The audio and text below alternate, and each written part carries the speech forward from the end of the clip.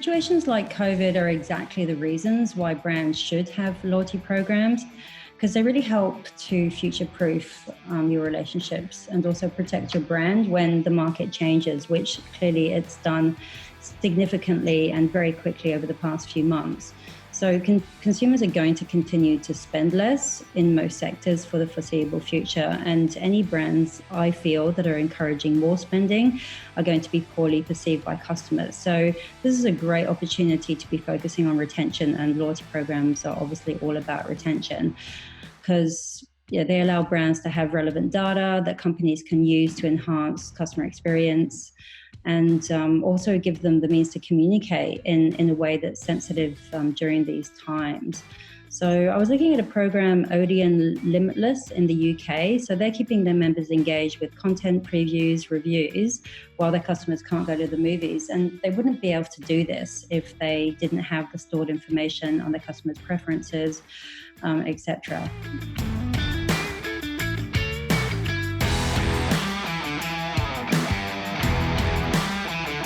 Yeah, there are loads of brands around the world. It's been so interesting to see which brands have been able to pick up. And I think those that are super organized were able to pivot really quickly. And other brands that were in the early stages with their loyalty have struggled a lot more. I've seen companies using four main different ways of engaging their customers. So using their existing assets for good. I think what Starbucks has done by offering free coffee to frontline responders, and Four Seasons hotels providing free rooms for coronavirus doctors, I believe. These brands have the product, they can't sell them. So they're using it to build those relationships now for when things get back to normal. Secondly, brands that have changed the rules to their program. So any companies such as Maya here in Australia, they have a popular birthday gift card that expires quite quickly. They've extended that expiry date. And BP Me, which are encouraging its members to donate their points to help others, and also donating the same amount of monetary amount, which I think is great. One that I love, which I think will be able to continue after COVID, are brands that are really trying to deepen those relationships and using digital and online to do it. So Lululemon, for instance, are offering online workout classes to keep its members engaged. And in fact, I've been doing online PT classes and involving children and family members from around the world. And the personal trainer told us, we can go back now to the park. And I'm like, no, I don't want to do that. This is a great way for me to see my sister who lives in Switzerland, for instance.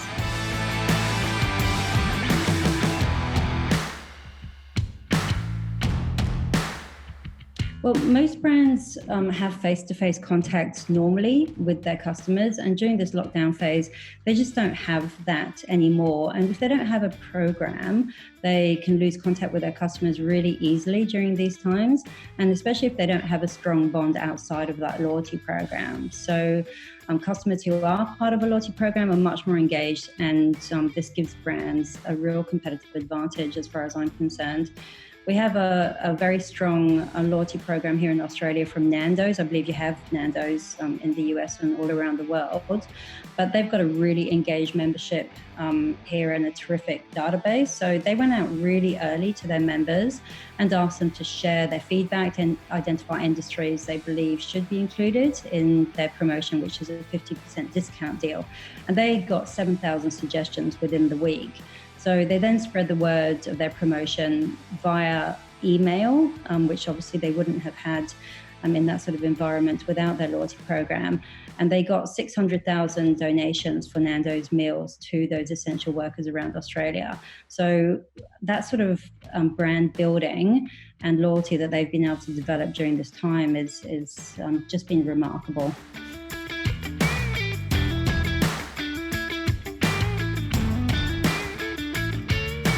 I think it really depends on the industry that you're in. If you're one of the industries that have been severely affected, such as bars or restaurants, airlines, beauticians, event centres, etc., it's really much better to be spending your time at the moment on solid strategy development and finding innovative ways to connect and reward customers within the existing frameworks. Trying to persuade senior management to spend money on loyalty programs at the moment when they can't pay their suppliers and their staff is not going to lead to a successful outcome for anyone.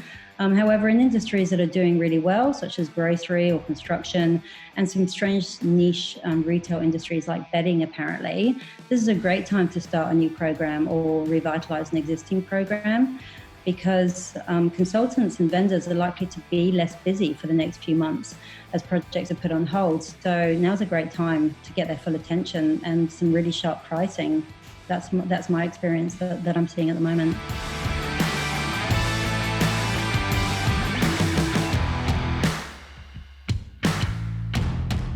Well, I tell them the same thing that I would normally tell them to focus on, but I do think that a major event such as what we're seeing at the moment, which is caused by an external thing that really we have no control over, this is a great time to be reevaluating your business strategy and adapt to this new norm. And I think consumers are very receptive to those changes and are appreciating brands that are making the effort to do it. The world that we knew 3 months ago is unlikely to ever return to its former state. So a rebirth for the program at the moment is great. So, things, we always say the same things, but focusing on your strategy, make sure you're analyzing your customer base, segmenting it in new ways now, because new segments are emerging. Look at your program structure, providing new and different rewards and benefits relevant to your members' lives, focusing on clear communication with a very sensitive tone. It's almost better at the moment to do nothing rather than to do something that's going to upset your customers, because if they can't buy anything and they don't have jobs, trying to promote things that they're not interested in is just not going to work.